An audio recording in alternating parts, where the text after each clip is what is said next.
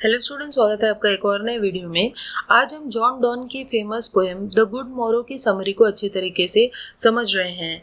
ये पोएम एक ऑबेड है, यानी कि एक मॉर्निंग लव पोएम है। ऐसी लव पोएम जिसमें सुबह का स्वागत किया जा रहा हो, और इसे जॉन डॉन ने 1590s में लिखा था।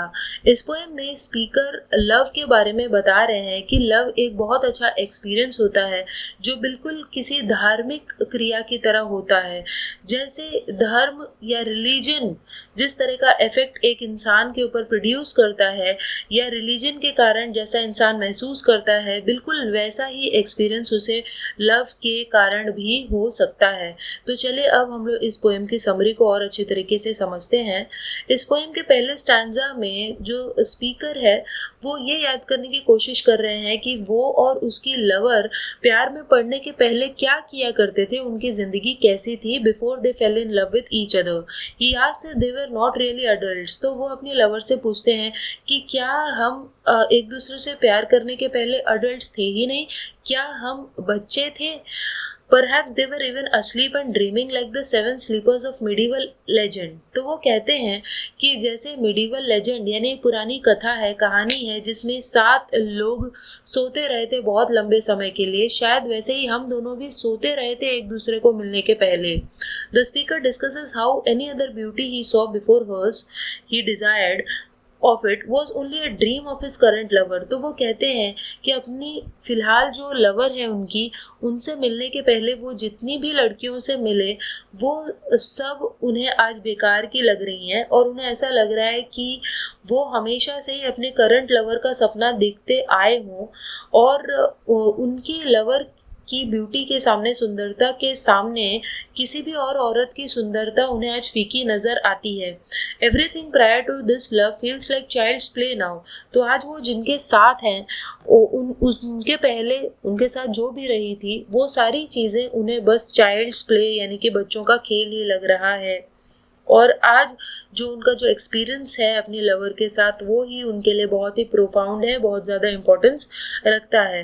फिर सेकंड स्टैंजा में स्पीकर अपनी और अपनी लवर की आत्माओं को डिस्क्राइब करते हैं और कहते हैं कि अब जाकर जब हम एक दूसरे से मिल गए हैं तब हमारी आत्माएं जो हैं वो अवेक हो गई हैं, यानी जाग गई हैं, और वो और उनकी लवर एक दूसरे को देख रहे हैं, इसलिए नहीं क्योंकि उन्हें किसी चीज़ से डर लग रहा है, बल्कि इसलिए क्योंकि वो एक दूसरे से बहुत प्यार करते हैं, और प्यार के कारण एक दूसरे का पर्सपेक्टिव, नज़रिया दूसरों को देखने का बदल गया है।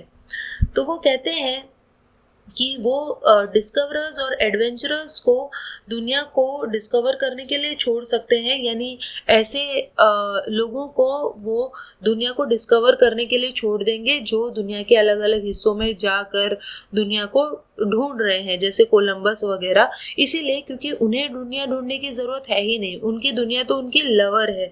तो वो कहते हैं कि उनको और उनकी लवर को अब ये सब करने की ज़रूरत नहीं है, क्योंकि उनके पास एक दुनिया खुद की है, और उनकी दुनिया वो एक दूसरे को ही वो लोग अपनी दुनिया कह रहे हैं।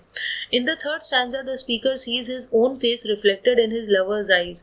तीसरे स्टैंजा में स्पीकर जो है वो देखते हैं कि उनकी लवर की आंखों में उनका चेहरा रिफ्लेक्ट हो रहा है, और उनकी खुद की आंखों में उनकी लवर का चेहरा है। तो इस तरीके से एक दूसरे की आंखों में वो लोग एक दूसरे को देख रहे हैं, और वो जानते हैं कि वो अब कंफर्टेबली रेस्ट कर सकते हैं, क्योंकि वो उन्हें जिस चीज़ की भी तलाश थी वो उन्हें मिल गया है। They will not find any better hemispheres than each other.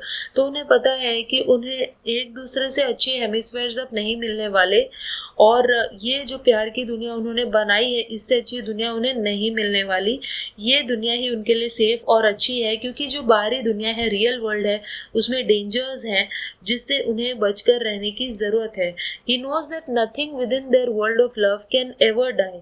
तो वो जानते हैं कि उनकी ये जो प्यार की दुनिया उन्होंने बनाई है वो कभी मरने वाली नहीं है, क्योंकि वो दोनों अब एक हो गए हैं they have combined to become one, and that when two people love as they do, there are no such dangers to fear.